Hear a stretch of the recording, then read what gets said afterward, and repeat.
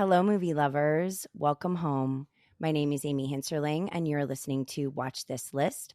Today's special guest is my dear friend Victor, who actually sent me an email and said, we have to do this.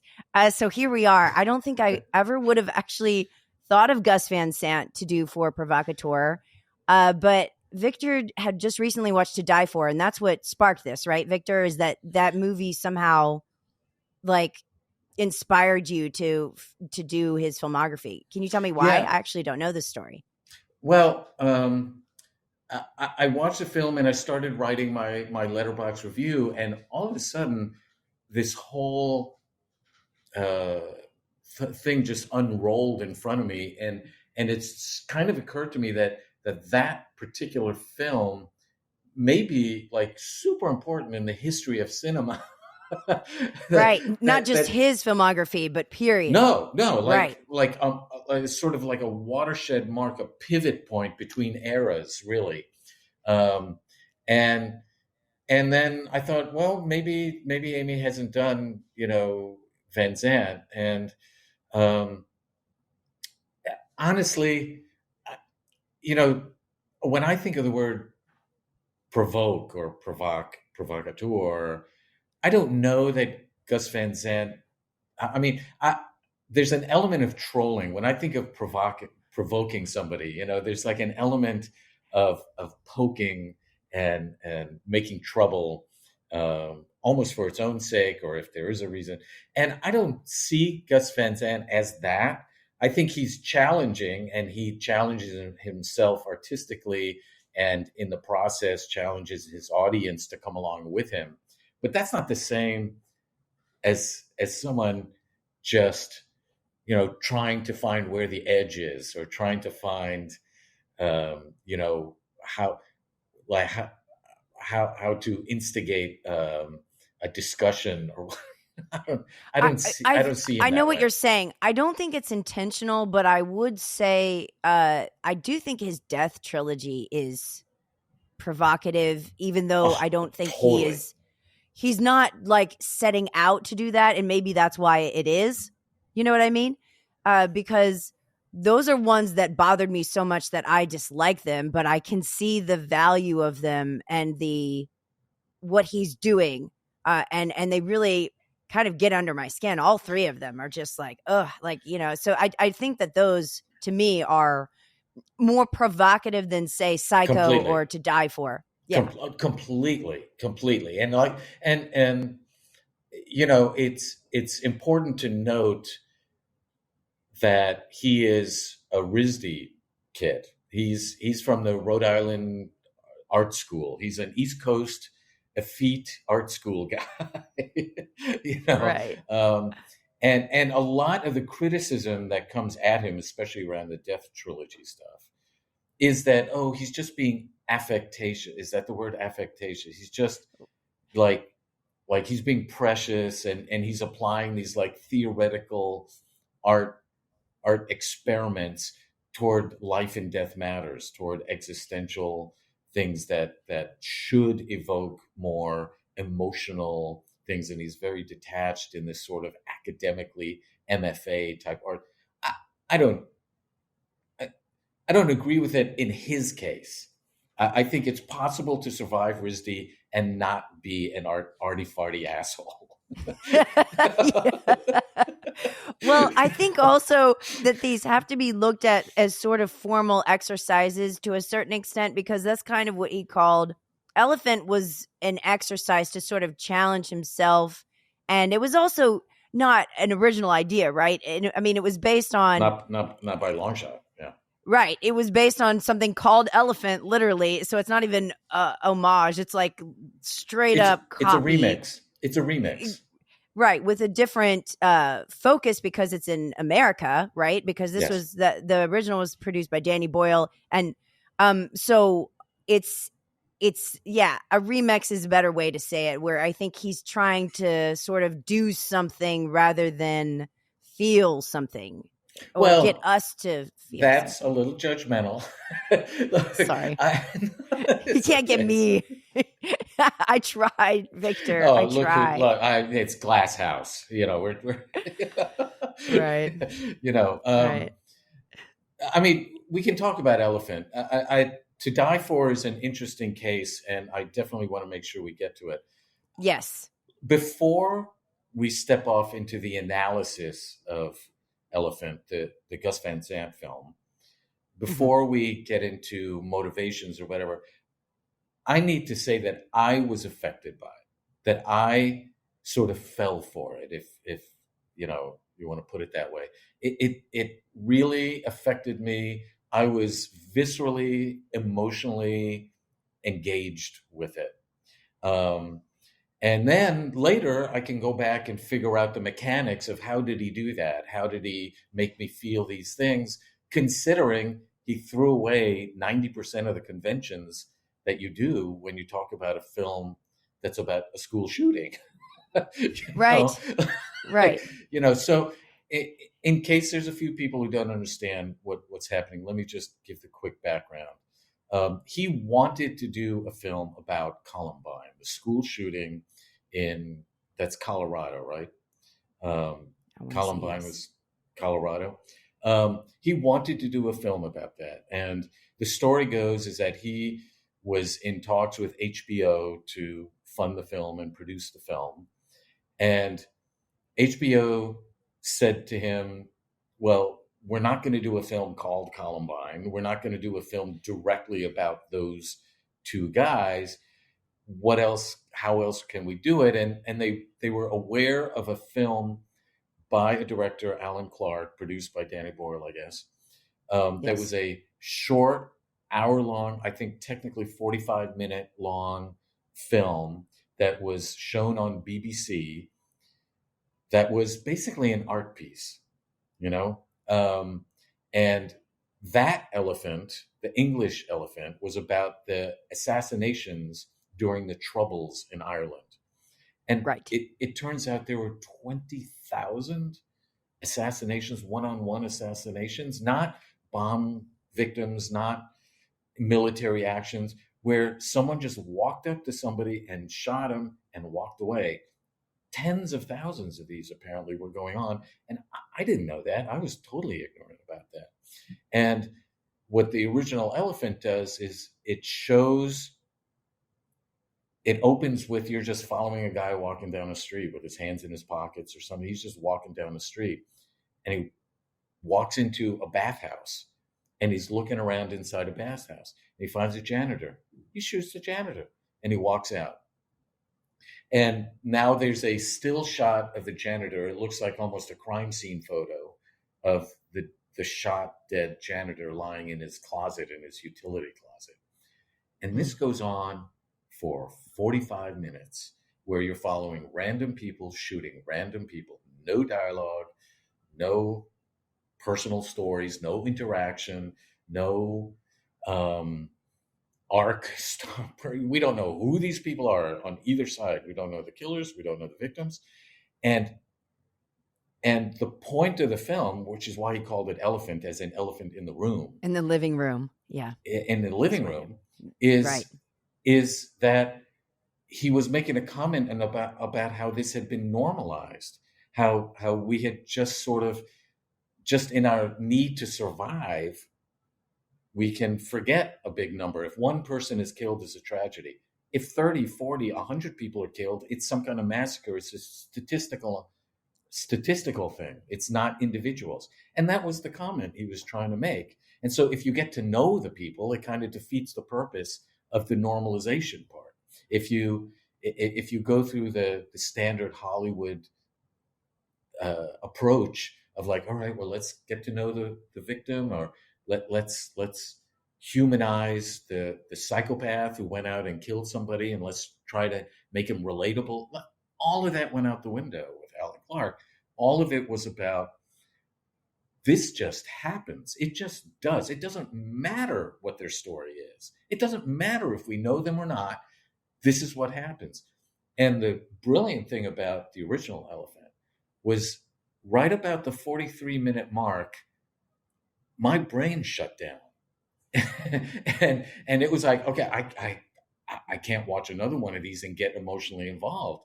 Right. It had been effective in the sense that I had normalized what was happening in front of me. And then the very last assassination is a twist that sort of snaps you out of it. Now I was sold on that. So Gus Van Sant looks at that film and go, I can use this as a template for Columbine. He was basically saying the same thing, and he can just do a remix. He can't do it in Colorado, so he took it to Oregon, which is where he's from, and he And sort where a of lot of them are. A lot so of his he movies are in, yeah. Oregon. okay, yeah, and he replanted the thing in Oregon, probably because he was more familiar with youth culture, especially youth culture there. And he basically did a remix of the Alan Clark thing, where we don't get to know anybody. We don't hear anybody's backstory. We don't get, sort of emotionally entangled in anybody, and then makes it more of a tragedy. Look, the fact is those things have become our comfort.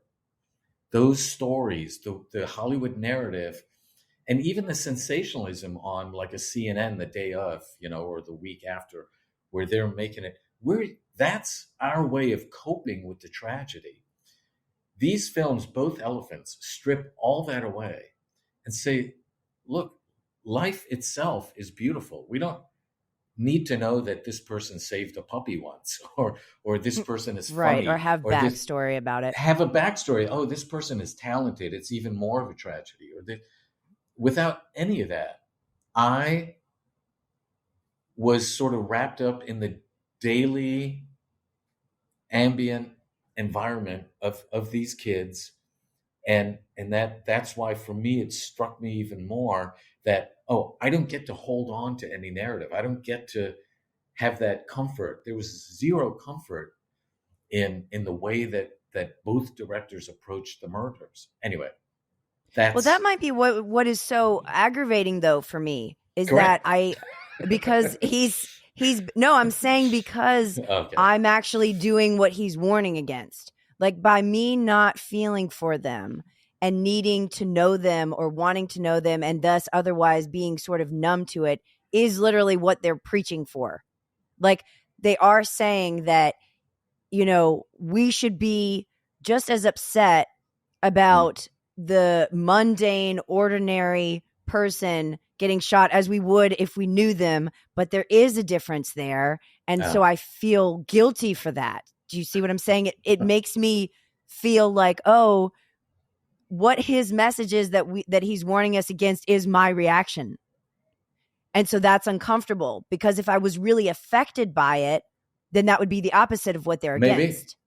No, and that's what happened to me in the original Elephant. Is I normalized the killing. I was like, okay, here comes another one. All right, what like I think we're describing a similar thing, where I had in fact let it become the elephant. I stopped seeing the elephant by 40 some odd minutes into the first film. But I wonder what that is, Victor. Do you think that's cultural, or do you think that's just the way that we're wired, or what? I mean, because it's almost like, it reminds me of Clockwork Orange, right? Where it's like desensitization by repetition and by inundation exposure. It's almost like, I don't know that we'd have to make an active choice against that, but the instinctual reaction is numbness after so many images of the same thing, even if they're bad.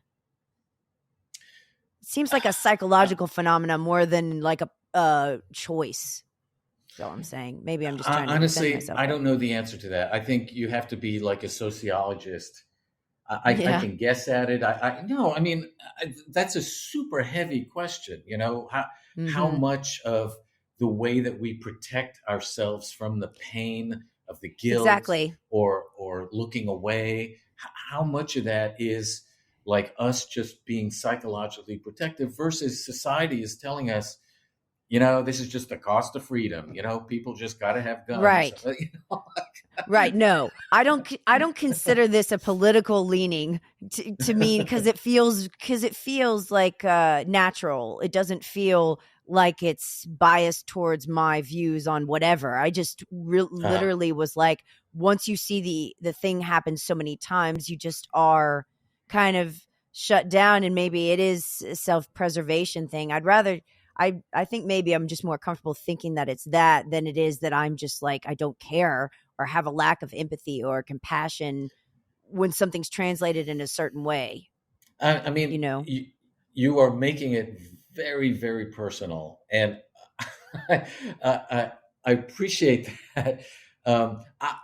I was projecting my guesses as to his motivation or his theme was more Right. about Hollywood and the media. I thought that Elephant, the Gus Van Sant version, was more about Mm-hmm. Hollywood and the media, and what Mm. how they treat that, and what it looks like if you strip away the standard mechanisms, the sort of easy, honestly easy.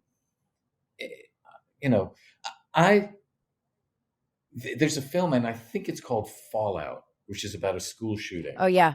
Uh-huh. The and HBO.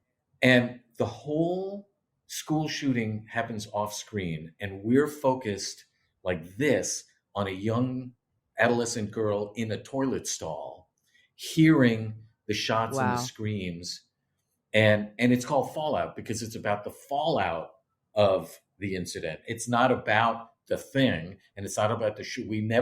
I don't think we ever see the shooters ever. I don't think there's no try. It's not a trial movie.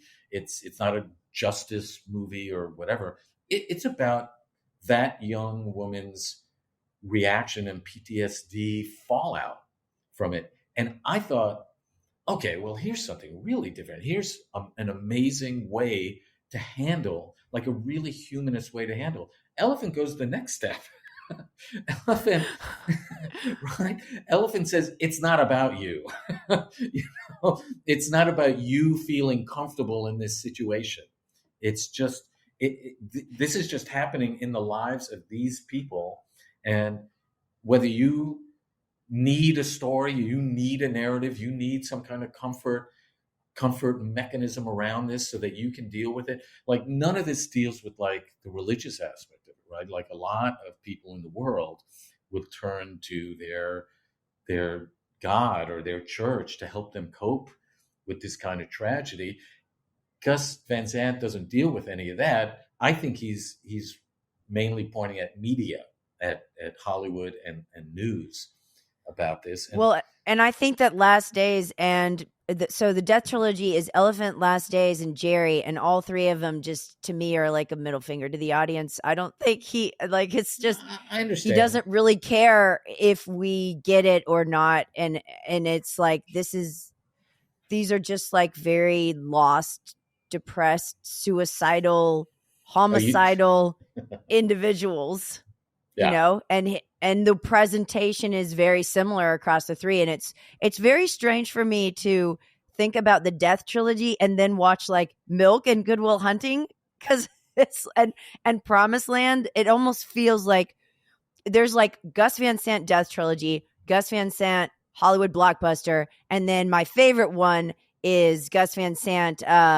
like Psycho to Die For, Idaho, my own private Idaho, because those to me feel the most him, whereas the other ones are a little bit on the outskirts. I don't know how you would classify that, but that's my take after Well, watching them all. obviously, I don't agree that he's, you know, again, there is a version of the art school asshole who is provoking the audience, but I think there's also a gentler version of that. I think Yoko Ono is actually an amazing artist in that she explicitly wanted to challenge her audience, but she did it in this super loving way. I think, um, Like Agnes Varda is like that.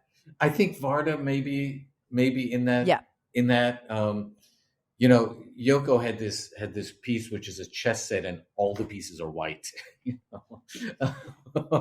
you Wonder what know? that's about.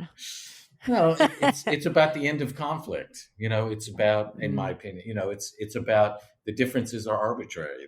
They're we're all on the same team. We're all humans. We Oh, don't that's need to. nice. Right. No, I mean, look, the famous story about why John was attracted to her was that piece with the ladder where you climb up a ladder. Part of the art exhibit, part of the art piece is you climb up a ladder and there's a magnifying glass hanging from the ceiling. And you take the magnifying glass because there's a tiny word on the ceiling and you can only see it if you climb the ladder with the magnifying glass. And the word was yes. Um, and honestly, it's totally subjective. It's totally, but I think Zant is, I think he cares about what we think. I don't think, I think he's being provocative, but not in a trolling way. I don't think so. Okay. Look, I don't know why I give him grace, right? Like there's a ton of stuff that there's a ton of stuff that he does. There's a ton of stuff that he does that if a bunch of other people did, if Noe Gaspar or whatever, if a bunch of other people. Oh my gosh. Right? You'd be like, get out of here. I would be like the first one to rake him over the coals. I would be, right. But there's this subjective reaction I have to him, a sort of cinematic charisma that I just give him grace on a lot of this stuff. I don't know why. It's generational, probably. It's a boomer thing. I think I've seen him treat his characters so well, with so much respect and love in other situations, that I assume that carries forward into Elephant. And we can assume that these kids are just cool. They're good people. They're fine. They're, and I don't necessarily mean the shooters, but that the narrative structure. So anyway, I don't want to repeat myself, but I think there's a art school Gus Van Sant for sure. Obviously, there's an art school where his MFA just kind of clicks in and goes, "Oh, I can do anything. All right, let me do this. Let me do two guys wandering around in the desert. Let's see what happens there." And that's an art school approach. That's like, what happens if I mix these two colors? What happens if, I throw, a wallet into the street? How do people react? That, like, it's that art school, what happens next kind of thing. Yoko had people run up to her with scissors and cut her clothes off. That was the piece. Right. I mean, this is art school stuff.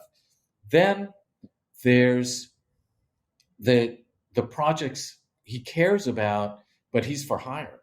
He's for hire. Milk was a Oliver Stone movie. Right.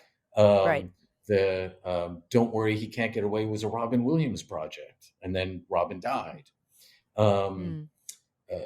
Good Will Hunting, obviously, that's Matt Damon. The Promised Land, that was Matt Damon. He was slated to direct, but couldn't because of schedule conflicts. So they brought Gus in.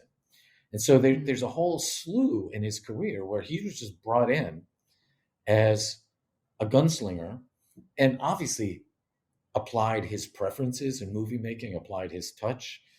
Right. But they're not born out of some conceit, some artistic conceit that he can, apply to some random canvas. And then there's the in between, the Drugstore Cowboys and the Private Idaho. I was about to say that one. Yeah, Drugstore and Private Idaho, and I think To Die For might have been. No, I think they brought him in too. I think that script existed.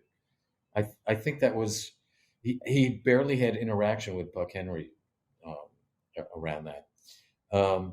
But Drugstore and Idaho were definitely his personal statements around marginalized people and how we treat them, and how it's possible to be respectful of it. Drugstore was a real breakthrough in terms of how we see addiction, and that's a great pivot to get your reaction from.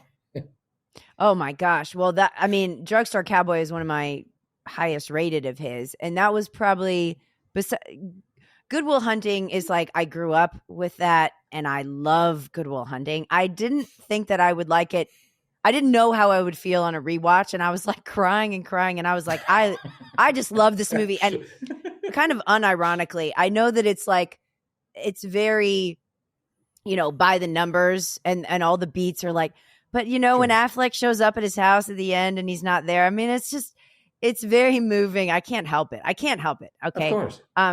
So, and that's something that I saw younger. So, whereas all the rest I watched much later, but Drugstore was the one after that. And that really affected me. And I saw that one like, before I was sober. So it hit differently then, and then hit differently. So tell me about it that. when So it what was. was the difference?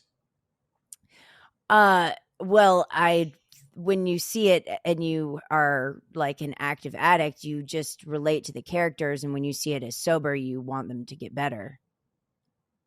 Like the way that I see. Like the way that you're go ahead. Mentally treating the characters in your head is like, I'd be like, oh, I could see how I would do this, or I can understand how they would do that. But then when you're better, you're like, you're aching for them to find hope and relief, and you know what I mean? So the ending hits very differently then, I think. Do we know the ending? The ending was ambiguous, no? Or yeah, I don't know. I didn't forgetting? feel like it was a happy one. Did you? No. I didn't say happy. Right. Or hopeful. I don't know that I could even say it was hopeful, because he's just in the ambulance, right? And then you don't really know what's going to happen to him. Right. And Burroughs doesn't help him at all. I mean, nobody's really giving like good counsel in a way that he can hear it anyway. Right. In that moment anyway. Yeah. Yeah. So if you want to think of it as like, actually, now that I'm thinking about it, Drugstore Cowboy is like the addict one, and then Don't Worry, He Won't Get Far on Foot is the recovery. I mean, they do seem like bookends. Good point. I agree. I agree with that. Yeah. And so that one is very, very sobriety heavy. Like Don't Worry is very like 12-step AA, like quite startlingly acute in that way too. And you said something in your post around that film that struck me like a ton of bricks, and I felt like such a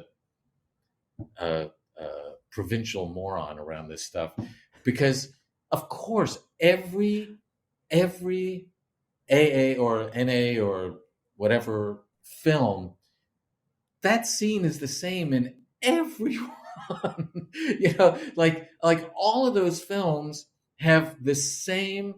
It's maybe a little variation of, well, our main character was hesitant and then they broke through, or right. Like they related to the people or they didn't relate, but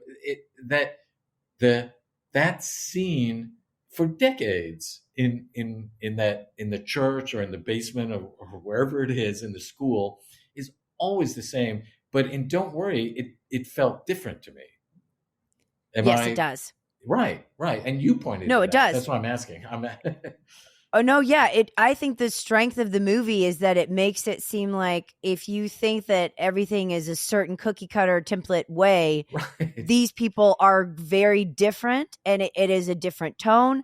They still have the language, and they still have the big book, and they still have the higher power, but there's kind of, I want to say almost like LA sort of nuances to it. It feels a little bit more.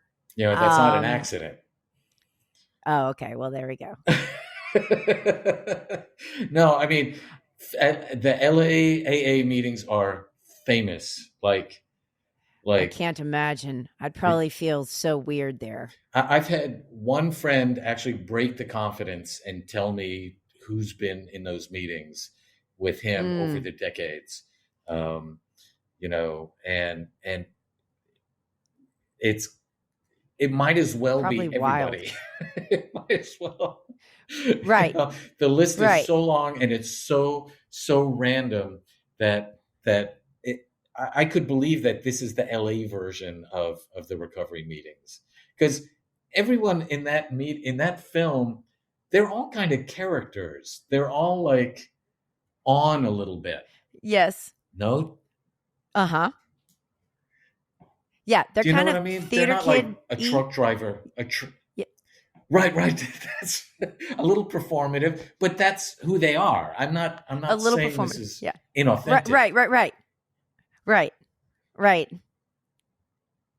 Right. It's not I that they're mean, putting anything on, but they are different than we know. well, you know.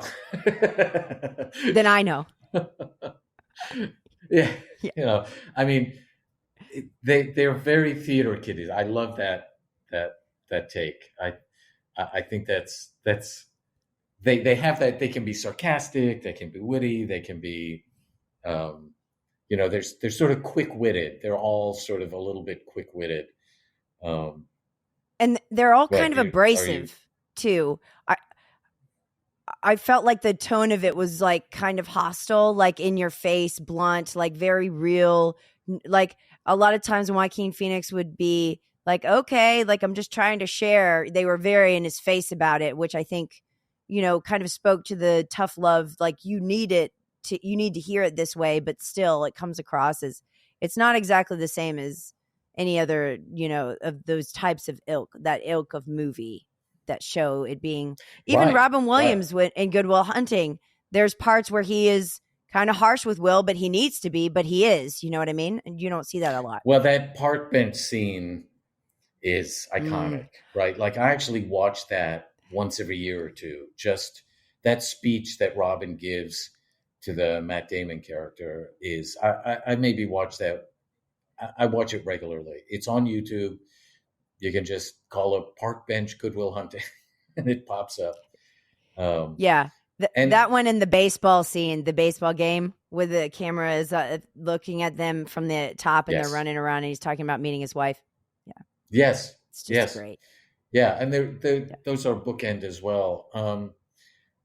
You know, but I do think Goodwill was less Gus. Honestly, I think Robin was such a I agree. force.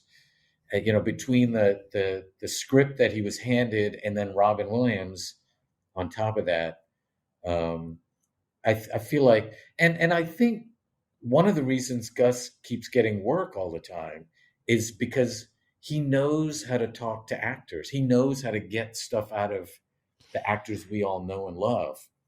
Um, Yes. it's I was going to still ask Matt you this, Damon. Victor. No, I was gonna sorry, I was gonna ask you. I thought of this last night. As I was going to sleep, that he is very much like Altman in this way, that he Oh, is an for sure. actor's director, right? Yes. And I was thinking, Yes. and like Paul Thomas Anderson is an actor's director because he draws these amazing performances from Yeah. these people. So that's something I'm glad you said that because I wanted to point that out, and I knew you would agree. Yes, and I think it's super well known. I mean, it's still Matt Damon's best performance. I'm sorry, all difference to Yes, the I'm rest of his sorry. career. Or The Martian. I love it, but we can just go down the line and point out. And like Altman, Zant also knows how to talk to the cinematographer and the editor. And, he knows the craft so incredibly well that his worst movie is still impeccably made. It's still, I mean, This occurred to me during Milk, actually, because I was like, for Milk especially, I felt that the performances were better than the movie in a yes. way. And everyone agrees. I think that's a Okay, common take. I think yeah, that's a, like Josh Brolin and Emile Hirsch, and it's such a fantastic cast. I felt this way in Promised Land too. I was like, the performances are better than the movie itself. Like he brings that out of people. So I thought, oh, of course, Victor. I understood then why you would pick him because you picked Altman, and they have, they're very different personalities, yeah, but they do very, have that very. strength in common. Yeah, where they both know the behind the scenes to the point where you can tell, even if the movie Yeah, isn't great. Yeah, they are both like premier filmmakers. John Sayles is not. John is like set up a camera and shoot, and then all right, we'll cut it together when we get like he's much more yeah, guerrilla. He's much more guerrilla style and less pretty and precious about his films. But that's a great comparison. I just want to touch back on Elephant for a second because of other filmmakers that I thought of. There's a documentarian, Frederick Weissman. If you don't know him, he's been making documentaries since the 60s. He's still alive. He's 90 something. And he tends to he's still churning out documentaries. He's the pioneer of cinema verite. I don't know if he invented it, but oh yeah, no one has done it better. He's the ultimate fly on the wall guy. And he's a documentarian, but there's never any introduction to who you're watching. There's no guy with a microphone describing what it is. There's no chyron. There's no background. There's no that. He puts the camera down and starts rolling. And he normally does institutions like the New York City Library or the City Council in Indiana, or he followed the Boston mayor around a couple of years ago. Or in 1968, he did one on a high school called High School. And Elephant, to me, owes as much to Frederick Weissman.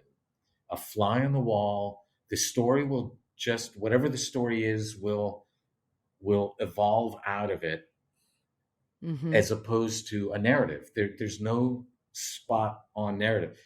But I'm still moved to the ends of the earth by Weissman. I still am touched at the end of his films. I need a shower just to sort of cool off and catch my breath again.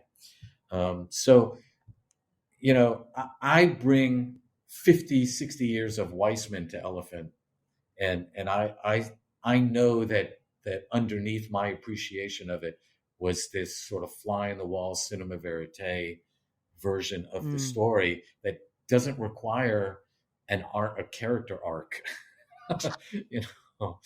Well, the funny thing is, so you're making me think too of like the way that To Die For has a doc feel to it because she's speaking to the camera. Well, yes. But she is like oozing with character. Like if you have literally like Elephant on one side and then Nicole Kidman in that role, right? It's like, you're almost like overwhelmed by the amount of personality that she displays. It's right. It's so interesting, but that also feels doc style to me in a way. It feels like we're watching a real life. No, they open on news footage. They open with news footage, right? Like you're just like Milk, they cut together news footage for the first couple of minutes of it. That we might as well touch on To Die For. The reason, to answer your question from 40 minutes ago, it was so impactful for me now because I really saw a clear line between what happened before that, the sort of postmodern meta deconstruction of entertainment, the Buck Henry. Buck Henry, for those who don't know it, is the guy. He wrote What's Up, Doc, right? He wrote What's Up, Doc with Bogdanovich. Maybe, yeah. But he did The Graduate. He did, yeah. He wrote The Graduate. And he wrote The Graduate with Nichols. And he worked on one of the most popular television shows of the 60s called Get Smart with Mel Brooks. Him and Mel Brooks. With Mel Brooks. Is Get Smart. And so this ultimate boomer, postmodern, sarcastic, satirical guy is obviously all over this film. So much of his sensibility, this sort of behind the scenes meta deconstruction of media, all that stuff, and pivoting into, look, there's Joaquin Phoenix, there's Nicole Kidman doing the influencer there's Casey Affleck. And right. It's sort of like a pivot into the next era of more narrative, more authentic feeling characters. I mean, that Joaquin Phoenix guy is the ultimate Gus Van Sant painful character.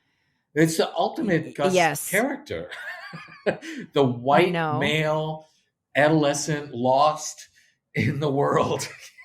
You River know? Phoenix. It's the Phoenix brothers. Honestly, Yeah. those two characters are, to me, the seminal. That's why I don't know. I'll just say this really quick, but we'll come back to Die For. But there is a scene in Don't Worry, You Won't Get Far on Foot where Joaquin falls out of his wheelchair onto the street and is just laying there. And I thought of Idaho, of River laying on a road Yes. somewhere waiting for someone. And that Yes. symmetry was just, it really, I I think love that he keeps using the same actors, and it feels like a family. When you marathon them like this, you start noticing how many times he uses the same actors over and over. It's right. really touching. Yes. Yes. Yeah. Uh, I think they But you were talk talking about Joaquin. Yeah, they talk about Joaquin, and Gus has talked about the mirroring of River's real life um, OD, or he's technically an OD, right? River died of an OD. Yeah. Yeah, and so they've talked about that. I don't have that at the tip of my tongue, but they definitely were aware of the River connection during the filming of Don't Worry. Anyway, To Die For then pivots into like the current, the more modern type story of influencers and the Absolutely. the hunger for celebrity. It Yes. doesn't even matter if I'm good at my job. I just need to be pretty and vivacious. And it doesn't even, like, she doesn't know what newscasting is. She doesn't. Yeah, but she just walks in there. I was like, someone please hire this woman. Like, this woman is like, I'm sorry, I don't want to get political, so we're not going to go here. But she did remind me of Trump a little bit, like in terms of the she's pure, a Trump woman. She's like 100% the audacity and the ambition, and just like showing up somewhere and being like, I'm going to have this job. It just felt so much like her values. Yeah, it's just the superficial values. I'm sorry, but she's she is in my opinion, gung ho. Yeah. No. Go ahead. I'm sorry to interrupt. No, we're just talking over each other because we're both excited about it. Yeah. Yeah. That may be my favorite watch of this particular marathon. It's definitely the most consistently entertaining. Definitely,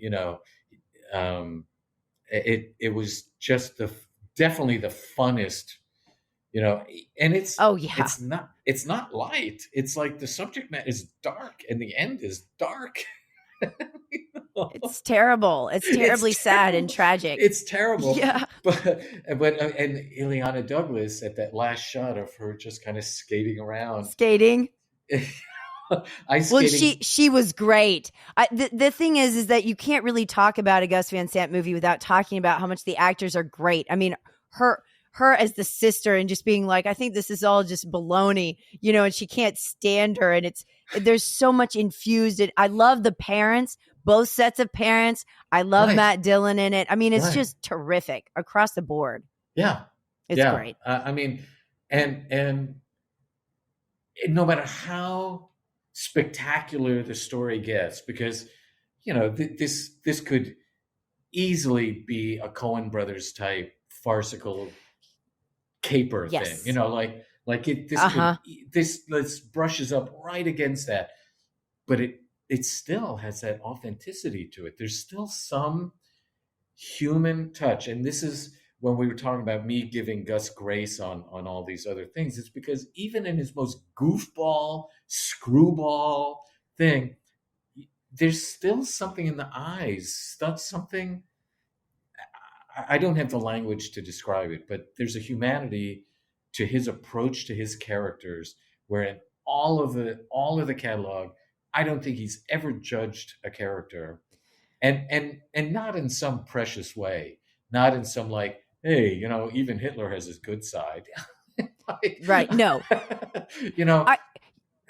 I saw this actually the most when I was watching Milk, with his sort of treatment of the conservative Christian side of it, which was a lot of news footage with Anita Bryant, and but how he treats Dan White who, you know, Right. it feels very generous. It feels like he's saying, Well, not exactly that these people have their reasons, but that they are people. Like he and their doesn't. anxiety is Yeah, real. Their correct. anxiety, it's not justified, but it's real. Like you feel that Dan White anxious. Like when he's walking down the hallway, I'm like, Give this guy something. I don't know. A right? hug. Give him a Twinkie. Give him a Twinkie. That's how I felt about River. Like, give him a hug. Everyone just like hold him forever, though. Yeah. He needs like to be held. Yeah. Mm-hmm. That's more Right. obvious because you really want to be on this kid's side. I mean, you know, I know. He has an affliction. He has a literal affliction, you know. Yeah. But I think that no, but Dan White is the great, same thing where you're just like you want to help him, you want to understand him, even though he's clearly like descending. Yes. You know, the thing about Drugstore and Idaho is that the reason we love those films, in my opinion, is because they did in fact humanize addiction and sex workers. And for, I don't know if you know, I just found out in the research for our talk here that Idaho was not going to be, the characters were not going to be gay. The first time Gus wrote the script, they weren't gay. He just wasn't thinking about it. And then I think it was like Matt Damon read it or something, and it was Matt who told him, no, these guys have to be gay. They have to be. Yeah, you can't make it otherwise. Well, Keanu, I mean, what do you think about Keanu? Keanu was like, it's a little bit less straightforward than that. I think River is absolutely, but Keanu kind of was like, I just do this for River's in love with the yes. Keanu character. That's a love Correct. story. That's an unrequited love story. Unrequited. Oh, it's just right. It hurts. It's so sad. It is. Yeah. He's rejected. Yeah. He's rejected. You know. Yeah. The River character is, you know, now we're brushing up against the art school thing where we had him read Shakespeare lines where I know. Yeah. It became the sort of prodigal son. Look, I can connect prodigal son. It was, you know, I don't know that a mature Gus Van Sant, an older one, would have, that felt a little shticky in the moment. Yeah. You know? Yeah. Well, and Keanu is really the villain. So it becomes a little bit, like I would say the second half is when it becomes very Shakespearean and it kind of pivots from the tone of the first half. And then it's very, okay, you know, we're doing like a Shakespeare. Well, no, what is it, Henry the Sixth or something? Or the Fourth? Well, I think he's remixing. Okay. Again, he's sampling and remixing from a bunch of the Henrys. Keanu was absolutely the villain, and it's a class thing. It's all about how I'm just visiting. You know, you might live here, but I'm just trying to piss off my parents and you know, get a new car out of this. Which is also Victor, the John Krasinski character in Promised Land, where he does have like people coming in and being like, oh you know, helicoptering in. Yeah, and then peace out. Good luck. You know, good luck. have a good time figuring this out psychologically. I'm fine. Yeah, but he's got that sort of yeah. That's a great connection. I got to go through all of his films to figure out like how many characters were just like visiting the real world. But we're outside of it.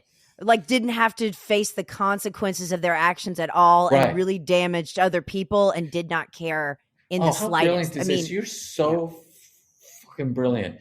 This is all of his films. That if there's a theme throughout his thing, it's about the outsiders, the marginalized. Yes, and so we go into that world, the outcasts and the marginalized. And now we're inside that world. Inside that world, the outsider is the mainstream person who helicopters in and bounces out. Right? Yep. So, I mean, you could call that's Nicole Kidman's character too, where she comes in and she completely ruins their lives, and then they knock on her door and she's like, "Get out of here! What are you doing here? We're not friends." And you know, she sleeps fine. So you're right. Now that I'm thinking about it, it's like, wow. You know, When you need an it's like, outsider in an outsider world, you bring yes. in the mainstream creep guy. I mean, if you want to take this to Psycho, it even applies there, right? Where Marion Crane is the person who comes into Oh, the a psycho. outcasts, Yeah, yeah, right? like It's literally the just, Boondocks Motel. yes, the place where the outsiders, the headquarters, Where they uh, live. and She's then going to. she gets killed for it. You know, she gets killed for being normal. What does Joaquin say? His character says in To Die For, like, he loves her because she's so clean. Yeah. That's something that really Right, stayed with me. right, right. Clean, Yes. which means money, which means status. So there's all sorts of that psychology. That's why I see a through line with Gus's stuff where it's like Harvey Milk, right? He has Oh, to well, be right. a likable outsider to get, in, but he's No, but never really in. the Dan White character is America. That's Right. mainstream. He's the mainstream guy. We have unlocked something, Victor. This is totally the theme. This is you. I got nothing to do. I'm just riding along. This is yeah, you're right. Dan White is that character. And then, we know what happened there. Yeah. I mean, you have to kill the outsider. In that case, yeah, he became as destructive as possible. But it's, look, Milk takes place inside the Castro world. I mean, really, you're inside that outsider world, and Dan White is the outsider in that world. Correct. Right? Yes. So these films, the genius of, if there is an artistic genius of Zan, it's that he really does take me into these worlds that, what would I know about, young gay sex workers or hustling, hustling, or addicts burglarizing, drugstores, or what, and he does that. And right, I mean, of course you're going to need an antagonist, and the antagonist in an outside world is the mainstream person. Even though the outsiders are like they want to be mainstream, they want to be part of that, and that's kind of where the tragedy is, right? Because I mean, To Die For sure, but I think a lot of oppressed groups will tell you, we just want to survive. We don't actually want to be like you. You're forcing us to be like you, so we can be like you because we have to be. We survive in an oppressor's world, so we have to know how you think. But most oppressed groups that I've encountered and read about and have researched in an amateur level, they all just want to survive. Just tell me what I need to do so that I don't get attacked, so that I don't get, so that I can buy a wedding cake anywhere, so that I can, I can just live a life and live in my own, my own way of living, It kind of gets into an interesting area, though, because if you think about like the character of Will Hunting, right? He is kind of almost angry that he has a gift and keeps rebelling against his own opportunities because he's like defiant. He's trying to say like, F you, I'm not going to just take a normal job. You look down on me, and so screw you. But that's to his own detriment, right? So that attitude is kind of dangerous in a way, because it's like saying, I'm not going to adapt, even if it hurts me not to adapt, because you don't like me and my friends. Do you know what I'm saying? So that movie kind of gets at that feeling very well, of like, right. I've been given all of these gifts and I resent that. And so I'm going to go chase after the girl and be an ordinary person and not work for NSA just because, not because I don't want to, but because you're judging me. Right. And that's right. Yeah. And this is, I mean, there's a ton of adolescent rebellion around this. It's like, I shouldn't have to conform for you to love me. I shouldn't have to Right. conform for you to respect me. Like that, I shouldn't have to do that. So they work against their own interest, or what we consider their own interest. Well, They, their own maybe opportunity or potential growth I guess, that would you reward know, their ability. I Yeah. grew up in that house. Is like, why can't you be more like our friend's son? I grew up. Yeah. I grew Poor up in Victor. that You need a house. hug too. Yeah. I'm good. I'm good. Now you're good.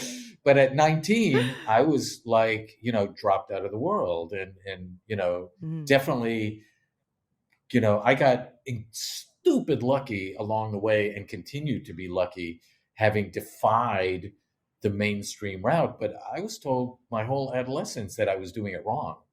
That you know, um, my shrink at the time said, your upbringing has been a double-edged sword, which is, you're so smart.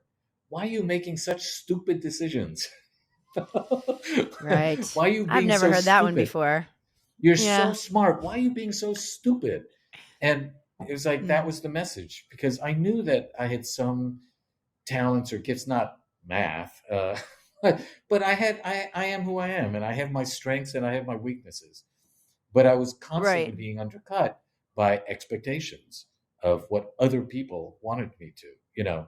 Um, you know, we haven't talked about it, but there's a moment in Finding Forrester, which is I about was going to bring that up. the only person of color in all of Gus Van Sant's movies. Yes, Who, when you said so, Victor sent me a PDF of notes for this episode, and one of the things was that all the casts are white, and I immediately thought of Forrester as being literally the only exception. And you putting that on my radar, I mean, you're right. In all the it's movies I spooky. watched, It's it's spooky. kind of jarring uh, Yeah, to yeah. realize. It's I'm spooky. sure this is not. There's a lot of movies that fit into this, but I wasn't aware as I was for this. So I like, yeah, I mean, and by the way, Finding Forrester is basically a white savior story. It's basically like, oh, even the young black kid can be smart. Like, so condescending. It's like, oh. who knew a basketball guy could do, writing and express himself? Like, But that I is didn't, Goodwill Hunting. Even the janitor's smart. I mean, I feel yeah, like but that's not even like. yes, I but know what you're saying, but I'm just saying, yeah. right, like this is that moment where you step into the role of a woman, or a gay person, or a black person, and you see the stories being told about you from other people, and you go, oh well, a white person wrote that, or a man wrote that, or like every gay I person understand. knows when they're being written about by a heterosexual. Every woman knows that a role is written by a man. A role that's supposed to be feminist or Right. supposed to be allied, you know. And so any black kid watching that film will say, "Oh, a white person wrote this. This isn't about What me." do you think is good about it? Or is there anything that you think, is there anything about it that's actually, I mean, besides the fact that he had one, Uh, uh, is there anything good about the movie? about Forrester? Yeah. About which movie? Um, About Finding Forrester. Is there anything you like yeah. about it? Like, is there any, yeah, Well, it's is it been a a good very long movie? time. It's been a very long time since I've seen it. I don't think it's a bad movie. I just think ultimately there's a condescension to it that taints my enjoyment of it. Um, Got it. you know, I, obviously that was a gun for hire. That's not something that he would have done. He's brought in because he's reliable. People like to work with him. He knows how. Look, all of those blockbuster movies, they all have different crews. They all have different Mm, cameramen. They all have different editors. But the personal films all have the same, or not literally the same, but a small rotating crew of people on the set. Those are the films he wants to make. Those are the films that are his personal expression. Forrester, honestly, I think it could have been directed by any one of 50 Anyone? people. 50 people could have done a perfectly fine yeoman's job at Yeah. that. It's Sean Okay. So Connery. How much direction is he going I to was about to take? say, yeah, not very much. I don't think so. Okay. What do you have notes Victor, for Sean Connery? no notes. You're great. He's good. I would be afraid of him, actually. Okay, so Victor, Right. there are I'd 3 just Gus be Van afraid. Sant. I would be afraid, because Bond. There are 3 movies that I did not get to. I did not Okay. get to Paranoid Park, Sea of Trees, or the Cowgirls movie. Is there anything you want to say about any of those before we wrap up? Are they worth seeing at all? Does anything what was come the to 3? mind? I'm sorry. What were the 3 again? Sea of Trees. Okay. Sea of Trees, Paranoid Park. Oh, The Paranoid skateboarder Park. one. Paranoid Park. I mean, it's Yes. not great, but it asks a lot of the questions we've been talking about. It's more about ambiguity, so it has a lot of ambiguity. I think Sea of Trees you will absolutely hate. It's just a random prediction, but I think you would never talk to me again I'm pretty sure that is the critical consensus, though. Like, it completely bombed. Like, Psycho completely bombed, but it is great. Sea of Trees completely bombed, and you're saying is just like bad. Just no, totally I didn't say bad. that. I said you would hate it. Oh, okay. Well, I then was what's good about it? relatively Is there neutral. anything good? Oh, okay. You were neutral. I mean, it's a dark, depressing movie about a dark, depressing thing, but I still feel for the characters, and I still feel like, again, I give the man grace, so I want him to succeed. I don't think the film necessarily succeeds or whatever, but I'm neutral on it. I thought it was fine. It didn't upset me. I get it. It's you don't bother. Okay. I will take this recommendation or non-recommendation to heart. Yes. So to end our talk here, what is your favorite of his? Your number one favorite movie of his? That's tough, but it's somewhere in the vicinity of Drugstore and of his personal films, Drugstore and Idaho. And I actually like Elephant. I think Elephant is a beautiful work of art. I think it's a masterpiece, but that's just me. If you were recommending to someone who had never seen any of his movies, what would you say they should watch first? I mean, obviously the blockbusters are super consistently easy. To Die For and Good Will Hunting are Milk. These are easy recommendations. I don't know anybody who would hate those films. Depending on their sensibility, Private Idaho is kind of a great indie film. It's like a groundbreaking classic independent film with all the right elements to it. So, it depends on the audience. His Hollywood films are consistently really nice, gun for hire, well executed, tasteful films. Tasteful, all of them. They're not works of art. Well, and I think he's making a movie right now too. Sure. Yeah. I'm sure. Right. At any given moment, he's the kind of guy that got 3 to 5 projects in development. Well, I'm looking forward to whatever he does next. I'm sure that it will be good because his last one was a little bit ago, so it's high time for him to. Yeah. I mean, he's hopefully he hasn't gone out of fashion. Hopefully, Yeah. Hopefully if Ridley Scott has not, I think we're not going to talk about him. So, Victor, what'd you think of Gladiator 2? We're all right, not going there. We won't go there. Sorry, Tyler. So, Victor, this has been a pleasure. I have to say, I really enjoyed the marathon. It was nice for me. I really enjoyed doing it in a short period of time. And I will tell you this, there's no way that I would have ever watched Psycho if not for the progression, because I really did like it genuinely. And it was because I could see his stamp on it. Interesting. I really could, the colors and the costumes and the way, even though it is like shot for shot, still there is the Gus Van Sant way. And I really appreciated that, and I would not have been able to if I had just randomly watched the Psycho remake one day. I really wouldn't have. Got it. I'm All very right. appreciative of that. All right, Victor, Okay. take care, and everyone, we'll see you at the movies.